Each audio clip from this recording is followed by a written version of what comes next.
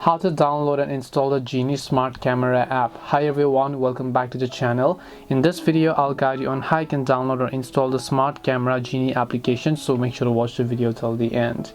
In order to download the Geenie Smart Camera app, all you have to do is simply open up your Play Store or your App Store. Then make sure that you're connected to the internet, and after you've made sure of that, what you want to do is just tap the profile icon from the top, and then just make sure to go to the search box, type in Geenie Smart or Geenie or whatever else. You'll be able to see the first application on the list. If you're on Android, you'll see the green install button. Because in my case I've already installed it, you're seeing the open button. If you're on iOS, you'll find the get button or maybe even the download icon.